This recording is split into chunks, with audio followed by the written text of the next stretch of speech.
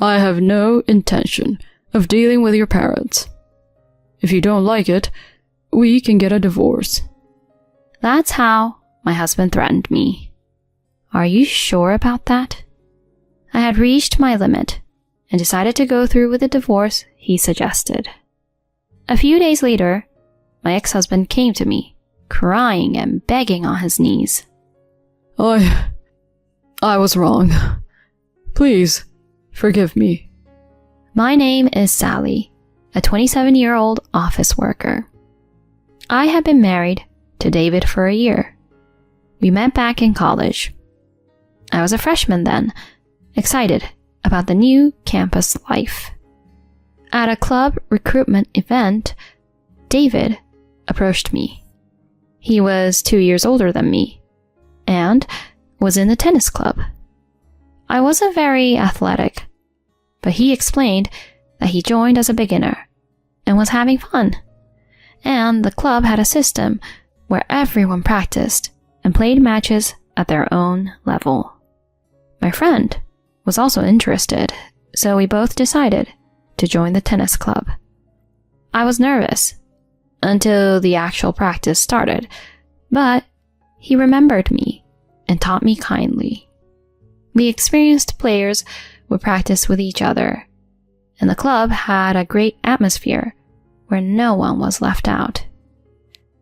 The seniors were always eager to teach the beginners, and everyone was so nice, which made the drinking parties fun too.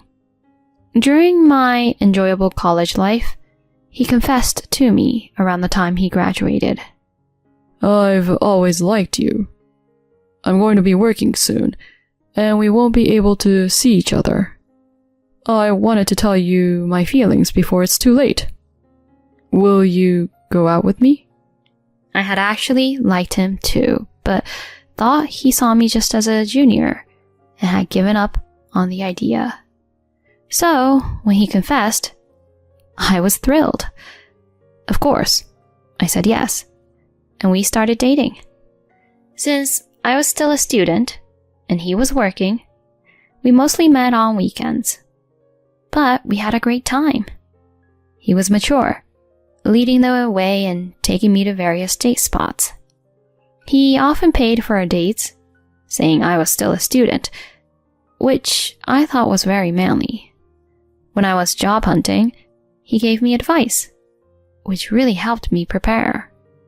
Later, I graduated and got a job. Congratulations, Sally. Thank you. It's all thanks to you, David. No, it's because you worked hard. Then he suggested, Now that we're both working, how about we live together? You mean move in together? Yeah. I thought it was better for you to focus on studies while in school. That might be a good idea. I was happy he suggested moving in together. We decided to inform our parents about it. Thank you for thinking to meet my parents. It's fine. It would be shocking if your parents just popped in and found out we were living together. Plus, it doesn't leave a good impression if I don't meet them first. Oh, David. I was glad he was so responsible, valuing our relationship and considering others. We went to my parents' house, and we told them about our intention to live together. However, my parents were against the idea. Why? What's the reason? I didn't understand at the time. For them, it was too soon. You haven't even lived alone yet. And you're about to start working, which means you don't know the hardships of being an employee. Starting to live together without fully establishing independence isn't good. First, get used to the job. Then, experience living alone. Only after you can live by yourself should you consider living with a partner.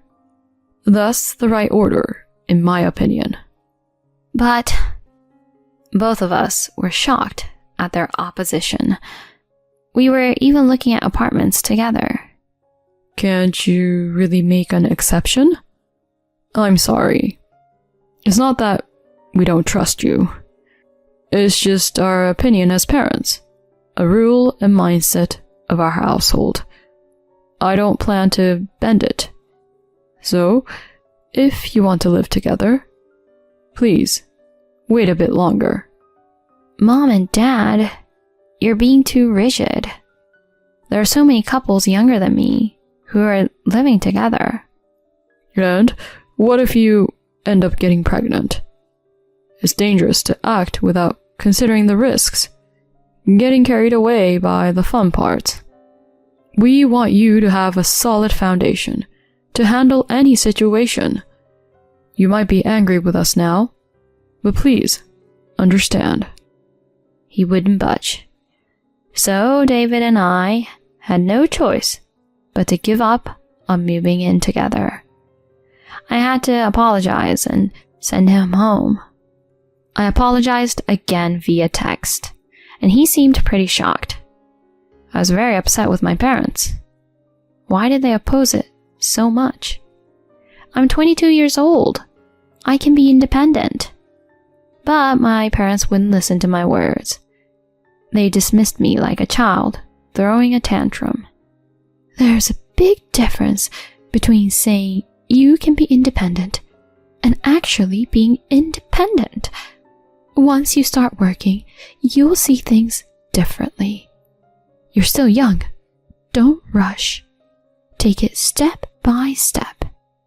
I felt so rebellious against my parents, who wouldn't understand my feelings. But as soon as I started working, I began to see that my parents were right. I realized how tough it was to live as an adult. Just going to work every day and slowly learning a massive amount of work was mentally exhausting. I felt even living alone would be challenging in such a state. There's no way I could have managed cooking dinner or cleaning. If David and I had moved in together, we probably would have fought endlessly. That's when I understood what my parents meant. It was ridiculous for me, who wasn't even prepared to be independent, to suddenly think about moving in together. Being at home, supported by my parents while focusing on work, was what I needed most at the moment. I dedicated myself to my job, wanting to gain the confidence to live on my own and prove it to my parents. Slowly, I became accustomed to work and started to see what it meant to live as a working adult, a corporate employee. After working for over half a year and saving up enough money, I was ready for living alone. On weekends, I learned cooking from my mom and made lunchboxes on days I could. Seeing this, my parents must have felt I was ready. They finally agreed to me living alone. So I started living alone in an apartment near my company. I managed to cook every day, and even with some overtime, I could still focus on my work. Before I knew it, I was the top performer among my peers and got an early raise. This boosted my confidence. Unlike my student days, I naturally developed a more mature way of thinking, and I could feel the change of myself, even when I was with David. We continued dating smoothly, visiting each other's places while living separately. He would often ask, "Isn't it about time we started living together?" But I felt it wasn't time yet. I think I need to experience living alone a bit more. I want to make sure I can manage life on my own, even when work gets busier. "I see," he replied, somewhat reluctantly, but eventually agreed. After living alone for 2 years, managing my work and household chores even during busy periods, and saving money responsibly, I felt confident that I could handle whatever came my way. So I told David that I was ready to move in together. He was happy and immediately suggested moving in.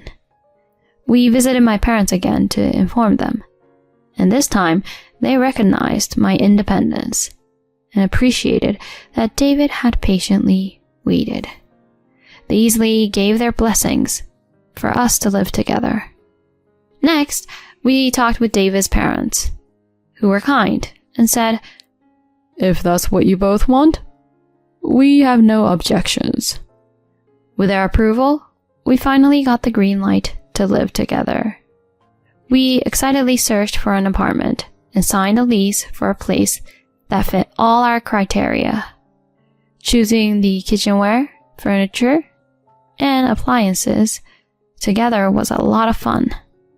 My income had increased significantly, and I had much more peace of mind than when I first started working.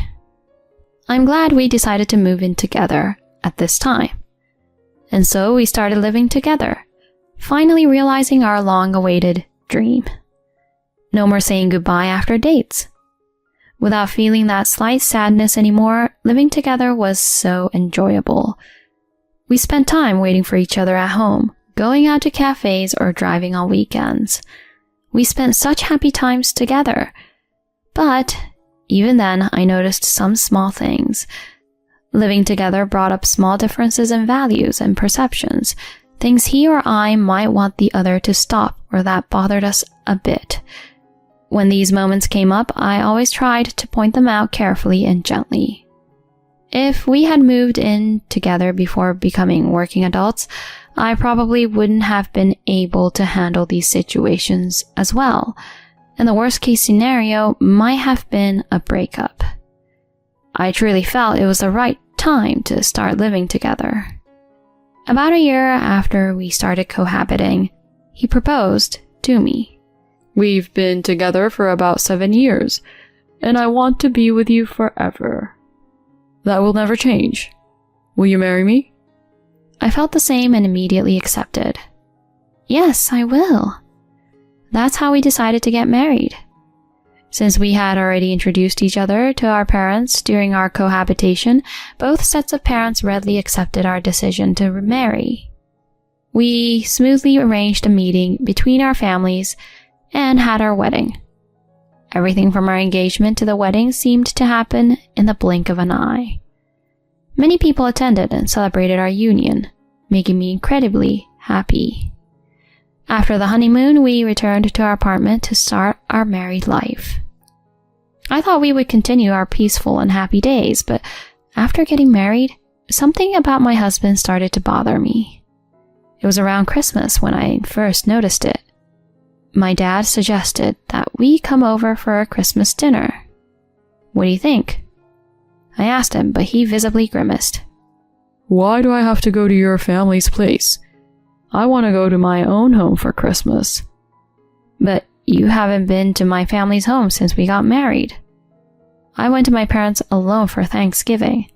After getting married, it's important to visit each other's families. When I rebuked him, he replied reluctantly. "Honestly, I'm not fond of your parents." Why? "They're just too rigid. Remember when we first talked about moving in together? They were all uptight." Uptight? My dad was just giving us good advice. "They're old-fashioned and inflexible. That's why I'd rather not be involved with them." What? I was shocked by his words. I had rebelled against my parents back then, but now I was grateful for their strictness. Maybe he found my parents difficult because his own were more permissive. I think it was a matter of compatibility. But there was no need for him to slander them like that. From then on, I started to distrust my husband.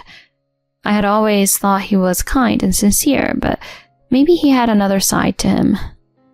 I began to sense a certain duplicity in him. After that, he never came to my parents' house and didn't make any effort to meet them. He would get really upset if my parents wanted to visit and would go to his own family's home instead. I was shocked by his attitude and felt guilty that I couldn't tell my parents the truth about his feelings. Gradually, my affection for him faded. He would force me to attend his family gatherings but refused to meet mine. His selfish behavior, based solely on his likes and dislikes, disappointed me. Recently, he started to openly denigrate my parents, triggered by my earlier promotion than him. Why the hell did someone born to parents like that become a manager before me?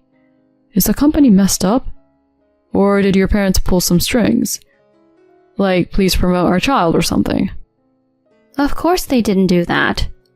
Why would you say something so awful? He was clearly berating me and my parents out of jealousy. I was so fed up with him. He seemed to be showing his true colors more and more. In the midst of this, my parents invited us to a family gathering, mentioning that my uncle, who had always been kind to me since I was little, would be there. He was a busy businessman and rarely attended these gatherings, so I rarely saw him. I wanted to go, especially because my uncle would be there. My parents had asked me to bring my husband to greet my uncle, so I tried talking to him about it. Hey, there's a family gathering at my parents' house in a couple of weeks. My uncle wants to meet you too. Nope, pass. What? I told you I don't want anything to do with your parents. If you don't like it, let's divorce. He threatened. I can't believe this. Why would you say that? Because you don't listen. Enough. I ended the conversation quickly and decided to go to the family gathering alone. I was happy to see my uncle after so long, but I had been not talking to David since our last fight, and the stress made it hard for me to smile. My uncle noticed and asked if something was wrong, and I ended up crying. This surprised not only him, but also the other relatives. What's wrong, Sally? Are you okay? My parents also sensed something was amiss and rushed over. I apologized and honestly shared about my troubled relationship with my husband and how he had been insulting me and my parents. The relatives were furious, and my uncle was angry too. Then, to my surprise, he suggested we go and talk to David right then. But it's okay. I just want to have a proper talk. He assured me, so I took him back to our house. David was lounging on the sofa. Oh, you're back already? And who's this? He asked, casually, scratching his belly. You must be Sally's husband. I'm her uncle. Uncle? So you're her parents' sibling, huh? My husband responded disdainfully. Is that any way to speak? My uncle said in a low voice, clearly annoyed by my husband's attitude. My husband didn't back down, though he seemed a bit taken aback. Why should I care? She's my wife after all. What are you doing here anyway? Isn't it rude to just show up unannounced? So you were just relaxing at home while there was a family gathering at your wife's parents' house. That's a terrible thing for a husband to do. What's with you? You're just like her dad, always preaching. Weird old man. He then sneered. I was furious at his mockery. Stop it! Don't insult my family like that. Oh? It's their fault for being ridiculous. Remember what I said? If you don't follow my rules, we'll divorce. Since you clearly don't get it, here's something for you. He handed me filled out divorce papers. Are you really okay with this? I was at my breaking point. I decided to go through with the divorce. You better not regret this. Who would regret it?